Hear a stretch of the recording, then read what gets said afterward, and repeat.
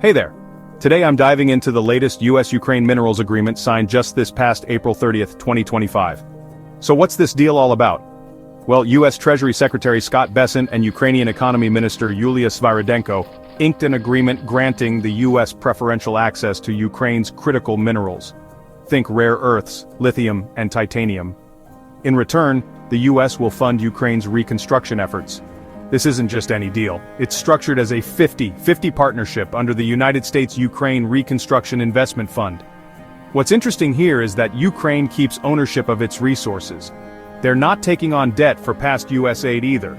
Instead, both countries will share royalties, license fees, and proceeds from these new resource projects. Why does this matter strategically?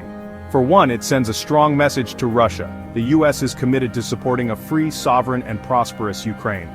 It's expected to attract global investments into Ukraine's war-torn economy, which is crucial for their recovery. On a broader scale, this also helps the US diversify its critical mineral supply chains, reducing reliance on China.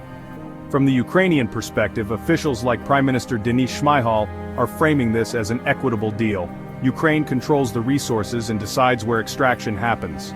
Profits are set to be reinvested in the country for the first decade, focusing on infrastructure modernization and economic recovery.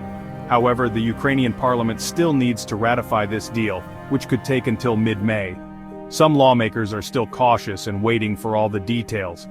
Now let's talk about Russia's reaction. Not surprisingly, Russian officials, including Dmitry Medvedev, are criticizing the deal.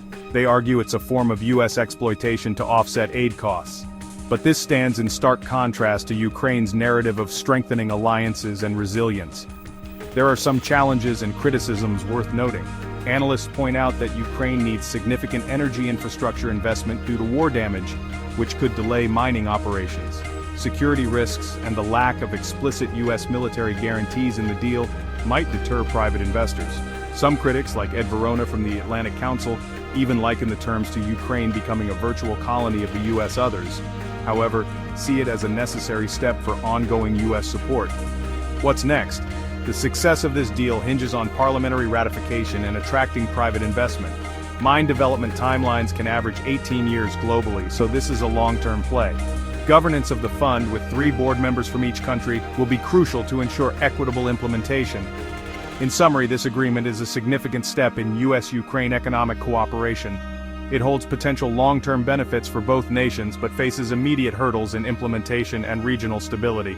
For more details, check out sources like the US Treasury Department's press release or statements from the Ukrainian government. Thanks for watching.